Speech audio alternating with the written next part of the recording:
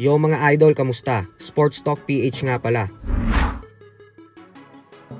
Ang pagpanaw ng boxer, pag-usapan natin yan mga idol. Ngunit bago ang lahat ay huwag kakalimutang mag-subscribe at i-click ang notification bell button for more sports talk. So ngayong bagong taon nga po ay may mga kumakalat na balita na dahil umano ngayong 2025 ang 50th anniversary ng iconic boxing event na Trinila in Manila, kung saan nagtuos ang dalawang heavyweight legend na sila Muhammad Ali at Joe Frazier sa Araneta Coliseum 5 dekada na ang nakakalipas.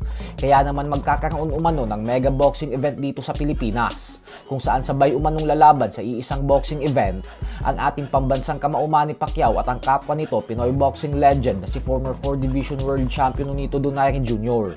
Subalit ako na po mismo ang magsasabi na wala pong katotohanan ang mga balitang kumakalat na ito sa social media. At bagkos isang haka-haka lamang ito. Tandaan po natin na magiging abala na si Pacman sa susunod na buwan para sa kanyang pagtakbo sa pagkasenador sa darating na buwan ng Mayo. Habang si Donaire naman ay noong taong 2023 pa huling lumaban, kung saan natalo siya sa world title fight kontra kay Alex Santiago sa undercard ng Terence Crawford versus Errol Spence Jr. Ang totoong update po kay Donaire ngayon ay humingi ito ng request sa WBA na mapasama sa world rankings ng 118-pound bantamweight division upang magkaroon ng pagkakataon na muli itong makalaban sa isang world title fight. Subalit wala pong katotohanan na may pinaplanong mega event sa Pilipinas na sabay lalaban si Pacquiao at Donaire. Ang totoong balita po ay yung sinabi ng Emperor Promotions President Sean Gibbons nitong nakalipas na linggo lamang, kung saan pinaplano daw nilang magsagawa ng isang bigating boxing event dito sa Pilipinas para sa 50th anniversary ng Trinila in Manila, na siyang 3 Pinoy boxer daw ang lalaban sa world title fight, at naiimbitahan daw nila mismo ang mga bigating personalidad sa boxing kagaya sa mga legendary promoters na sila Bob Arum at Don King upang panoorin ang nasabing event dito mismo sa Pilipinas.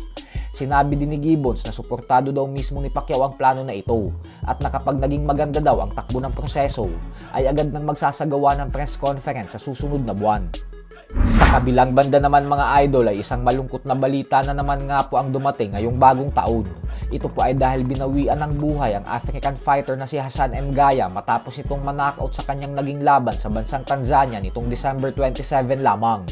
Kinumpirma po mismo ito ng WBC. Ayon sa WBC statement ay December 30 daw pumanaw si M. Gaya nang dahil sa sobrang pinsala na tinamo nito sa huling laban niya. May edad pa lamang na 29 anyo si M. Gaya at may record na 3 wins with 1 knockout at 4 na talo. Isang patunay lamang po ito na hindi biro ang sport ng boxing at na sa tuwing sumasampa sa ibabaw ng lona ang mga magigiting na boksingero ay laging nakataya ang kanilang mga buhay sa mga laban nila. So hanggang dito na lang po muna tayo mga idol.